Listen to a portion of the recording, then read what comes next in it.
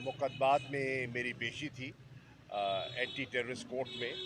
मैं पेश हुआ और अपना मौक़िफ़ पेश करने के लिए कि मैं दहशतगर्द नहीं हूँ, अपनी सफाई देने के लिए बाहर ना हो। तारीख पड़ गई 7 जुलाई की। 2-3 मौज़ूआत हैं जिन पर मैं आज बात करना चाहूँगा। इस वक्त दुबई की बैठक का बड़ा चर्चा है। दुबई की बैठक क्या है? मेरी नज़र में शख्सियात का इज्तिमा है और नज़रियात का जनाजा है।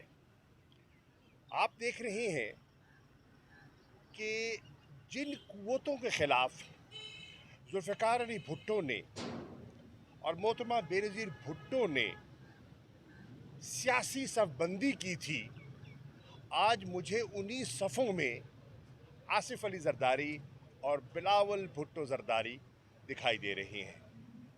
हैरानकुन बात यह है कि दुबई की बैठक में ऐसी शख्सियात मौजूद हैं जो वज़ारत उज़्मा की ख्वाहिशमंद हैं। अगर पीपल्स पार्टी का आप एग्ज़ामिन कीजिए तो आसिफ अली ज़रदारी ख्वाहिशमंद हैं, बिलावल ख्वाहिशमंद हैं। अगर मुस्लिम लीग नून पर नज़र दौड़ाएं तो नवाज शरीफ साहब वज़ारत उज़्मा की दौड़ में हैं, मरियम साहिबा वज़ारत उज़्मा की दौड़ में है। लेकिन सितम ज़रीफ़ी ये है कि पाकिस्तान की वज़ारत उज़्मा के जो उम्मीदवार हैं वो हिंदुस्तान के वज़ीर आज़म के बयान पर ख़ामोश हैं। हिंदुस्तान के वज़ीर आज़म क्या कहते हैं? हिंदुस्तान के वज़ीर आज़म अपनी कौम को तलकीन करते हैं कि आप पाकिस्तान की रट लगाना छोड़ दो। पाकिस्तान अपनी मौत खुद मर रहा है, पाकिस्तान अपने बोझ तले खुद दब रहा है। आप छोड़ो, हिंदुस्तान की बात करो। और हमारे वुड बी प्राइम मिनिस्टर्स खामोश, कोई जवाब नहीं दे रहा। कोई पाकिस्तानी कौम को इस मायूसी से निकालने के लिए न मनसूबाबंदी कर रहा है न सफ़बंदी कर रहा है। हाँ, सफ़बंदी हो रही है तो हसूल इक़्तिदार की सफ़बंदी हो रही है। पाकिस्तान को इस दलदल से निकालने की मनसूबाबंदी नहीं हो रही। आज कमाल ये बात है कि यहाँ हिंदुस्तान का वज़ीर आज़म कह रहा है कि हमारा जो मकसद है वो हिंदुस्तान को दुनिया की तीसरी बड़ी मईशत बनाना है, अमेरिका और चीन के बाद। और मैं सुबह ही देख रहा था हमारे स्टेट बैंक ने जो रेट ऑफ इंटरेस्ट है उसको 1% उसमें मज़ीद इजाफा कर दिया। और आज जिन्होंने पाकिस्तान में इन्वेस्टमेंट करनी है और बैंकों से पैसा हासिल करना है, उनको 22% पर बैंक से कर्जा लेना होगा। अब 22% पर अगर आप कर्जा लेते हैं तो इन्वेस्टमेंट खाक करेंगे। कैसी होगी इन्वेस्टमेंट? उसके रिटर्न्स कहाँ से आएंगे? तो एक बात तो मैं ये करना चाह रहा था। दूसरी बात, लगता है कि आज या कल में IMF का बोल बाला होने वाला है। डार साहब की मनसूबाबंदी और मंसूबे धरे के धरे रह गए।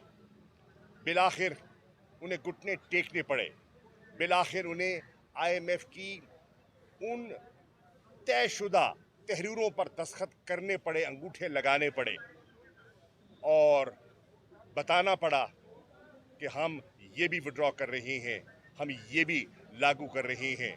और पूरी कौम ने देखा कि जो बजट पास हुआ, जो पेश हुआ और जो पास हुआ, उसमें दिन और रात का फ़र्क था।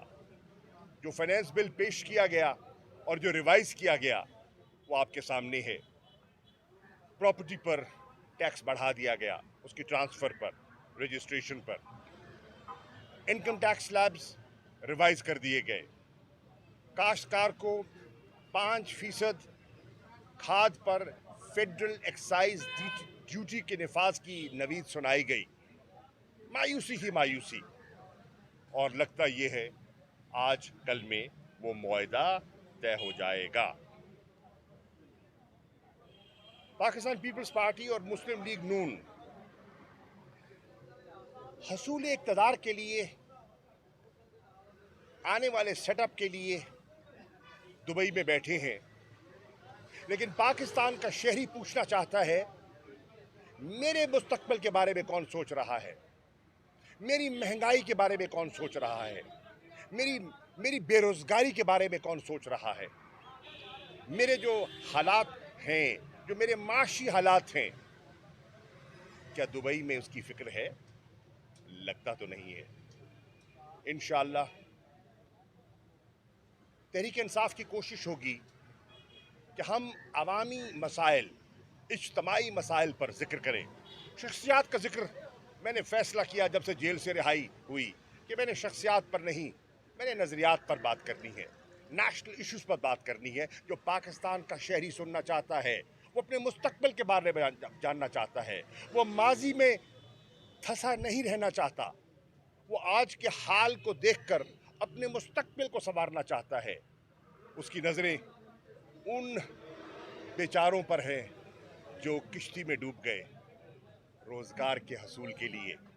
वो देख रहा है कि उसकी माशी तंगियों में इजाफा हो रहा है और वो मसीहा तलाश कर रहा है कि कौन आएगा मुझे इस दलदल से निकालने। इंशाअल्लाह हमारी कोशिश होगी कि हम एक ऐसा इकोनॉमिक प्लान लेकर आएं, क्योंकि ये हुकूमत तो 1 साल में बिल्कुल मनसूबाबंदी में नाकाम हो चुकी है, जिससे कि सही मानों में इकोनॉमिक रिस्ट्रक्चरिंग हो सके। और वो जो 1990 से जो तनज़्ज़ुली का जो एक दौर का आगाज़ हुआ, उसके सामने एक बंद बांधा जाए और कौम को इस भंवर से निकाला जाए। शुक्रिया। देखिए, मामला अदालतों में है और उन्होंने अपना नुक्ता नज़र पेश किया। उन्होंने डिसिप्लिनरी एक्शन की बात की। उन्होंने अपने कानून के मुताबिक बताया कि एक प्रोफेशनल फोर्स है और वो अपना प्रोफेशनल डिसिप्लिन कायम करना चाहते हैं। सबने सुनी। अच्छा सर, ये बता दें कि डीजीपी साहब ने ये कहा है कि जो माइंडसेट बनाया गया है माइंड मेकर से उस तक पहुंचना है। क्या आपको लगता है कि माइंड सेट जिन लोगों ने बनाया है लोगों को इन तनसीबात के ऊपर हमला करने का, उन्होंने किसी का नाम नहीं लिया और मफरूज़ों पे बात मैं करता नहीं हूँ। Thank you. अच्छा शाजी ये बताइएगा